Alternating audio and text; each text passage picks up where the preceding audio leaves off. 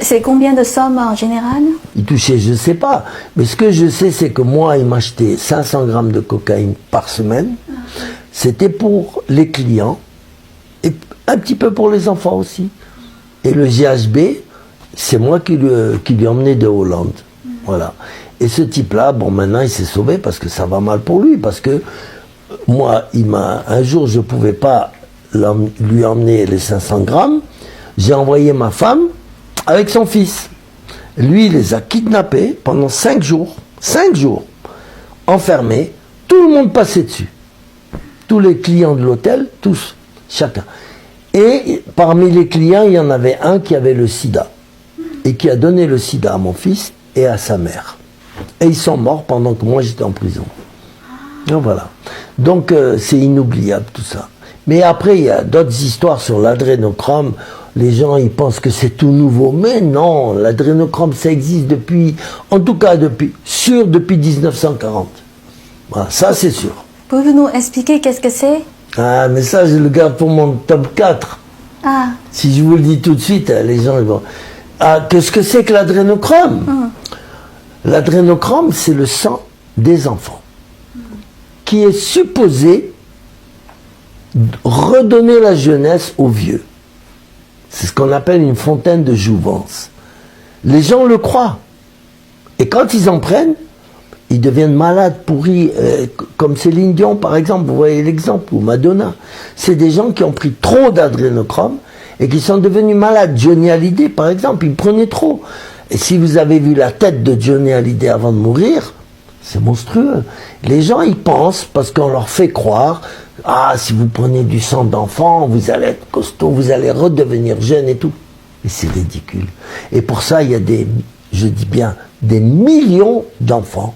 Et je ne suis pas le seul à le dire. Maintenant, par exemple, Mel Gibson, qui est un des plus grands acteurs du monde, il le confirme et il dit que c'est un commerce seulement aux États-Unis qui rapporte 35 milliards d'euros chaque année. Ce commerce des petits-enfants. Alors, l'adrénochrome, on le prend à l'âge de 3 ans. Il faut que l'enfant ait 3 ans minimum. Au-dessous, on ne peut pas parce qu'il peut mourir. Ces enfants-là sont kidnappés, ça arrive trop souvent en France, ou vendus, d'accord, ils disparaissent. On les attache toute leur vie.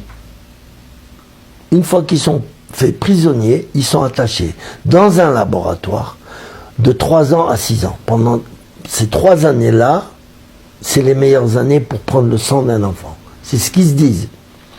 Après 6 ans, on n'a plus besoin d'eux pour l'adrénochrome, on les envoie à la prostitution.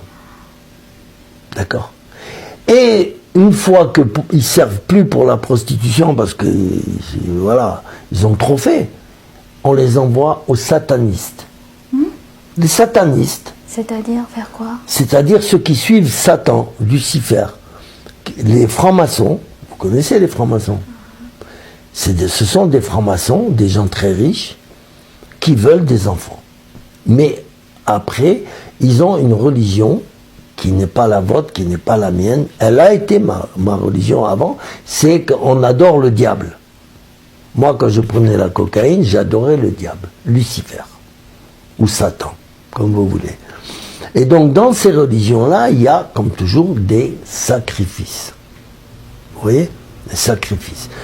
Si vous connaissez l'histoire des Vikings et tout ça, vous voyez bien que déjà chez eux, chez les païens, pas des chrétiens, des païens, il y avait toujours des sacrifices qu'on donnait à Dieu, soit des petits animaux, mais c'est